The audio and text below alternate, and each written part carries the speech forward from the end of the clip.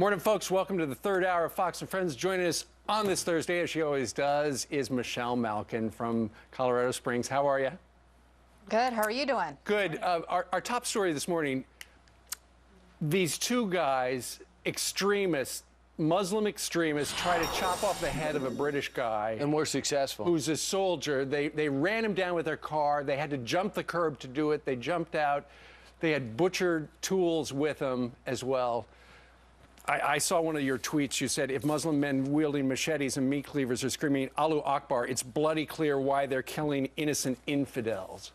Yeah, there's no reason to second guess, first guess, pussyfoot around what exactly happened here. I mean, what more do you need? I said last night, do you need it in big neon Klieg lights, Islamic Jihad, Islamic Jihad? Do these people need to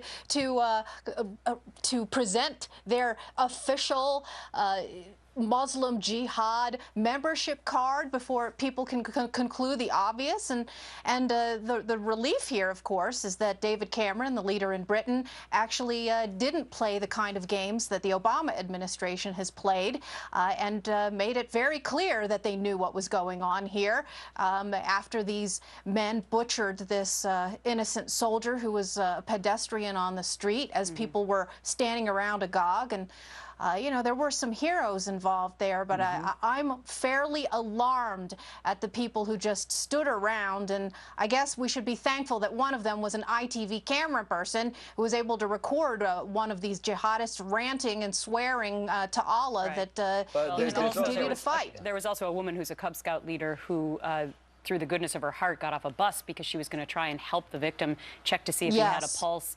He did not. And then she captured cell phone video right next to this attacker, who, by the way, has bloody hands and is holding a machete.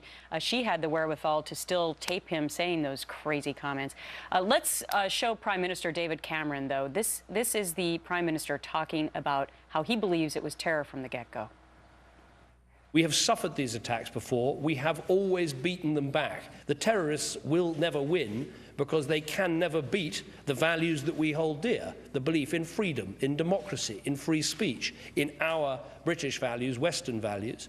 They're never going to defeat those, and that is how we will stand up to these people, whoever they are, however many there are of them, and that is why we will always win. And Michelle, what we've got to find out in this coming days, after people get used to the horror and lets it sink in, and these two begin to talk because they're both still alive, is what were these guys doing to the country that they hate so much? Who'd stop them from going back to Nigeria, where they're from originally, and staying in a country? And why did they stay in a country they despise? I like to get a little bit tougher when it comes to, or inquisitive when it comes to immigration. The other thing I think it's important to bring up, you talk to so many people in the military. What do they say? Don't debate on whether Iraq or Afghanistan is the right war. Know that the people we're fighting want to kill us. And when we stop fighting them there, they start coming here. And guess what? Slowly we stop fighting them there, and guess what? They're coming here. Yeah, that's right. I do talk to a lot of military sources, and I have since the war on terror began. And it is extremely frustrating because they're putting their lives on the line, on the front line, and then whether it's the British government or our government or Western civilization, what's happening, of course, is that has been a retreat. Certainly there has been in our country as Washington contemplates looser, laxer immigration policies that helped breed 9/11 in the first place. And in Britain, of course, it's been notorious that they've had not only lax asylum policies, but lax deportation policies, too. I mean, they've had these people who march around in the squares there, exercising their free speech rights to tell people to behead all infidels who insult them. Do you remember during the 2006 Muhammad cartoons that happened? And, of course, here's this one of those jihadists who was taped yesterday ranting on the streets, quoting chapter and verse, surah and verse from the Quran, the justification for beheading an innocent soldier there. And, of course, they've targeted civilians as well. And so it's great that the Prime Minister comes right out and says, look, it's terrorism. Let's talk about the Department of Justice, because it's another big, huge case. They seized the phone records for Fox News phone numbers and for James Rosen, the reporter, our reporter, his parents who live in Staten Island. So now the judge has come forward and apologized for the lag in unsealing the documents in this so-called leak case. But what do you make of that? I mean, could it have been that somehow this has to do with the election that happened last year, and now we're just suddenly learning about all of this? It's certainly reasonable for people in this atmosphere, this culture of intimidation, this culture of stonewalling and obstruction and secrecy, to come to that conclusion. But I think you have to know a little bit about the history of the judge in this case, Royce Lamberth. He's certainly no moonbat left-winger. He was a Reagan appointee, and he actually had a reputation among the left. They hate him. They consider him a Clinton basher because he had ruled several times and fined the Clinton administration, Hillary Clinton, other Clinton appointees, Bruce Babbitt, for their subversion of the rule of law.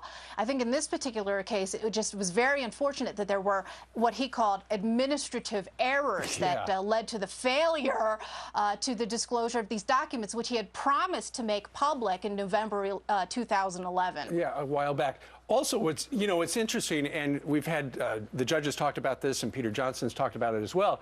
To get the judge to sign off, an FBI agent and the U.S. attorney had to concoct this story that James Rosen was a flight risk. He was a co-conspirator, a criminal in effect, to get him to sign it. What's curious, though, and I saw this on Breitbart, apparently the U.S. attorney who was very aggressive in this particular case is a big Obama supporter, has donated over $4,000 to Obama's campaigns, and it just so happens he was also a volunteer at Obama for America. Yes, coinky dinkies. They all just seem to be piling up, and they're. Look, you remember Obama at that commencement a couple of weeks ago was scorning those who warn about the shadow of tyranny lurking right around the corner. And the problem is that it has turned out to be so true. There's no paranoia involved here. The witch hunters are around every corner. There is some there. Michelle Malkin, do you want to plug Twitchy or MichelleMalkin.com? Hey, you just did both for me. Thanks a lot, How Matt. did I do that? We'd ask you more questions, but we know that you would take the fifth. So that's it for today. You have never taken the fifth. Yeah, I don't think so. Have a good holiday weekend as well. Thanks, Michelle. You too. Take care.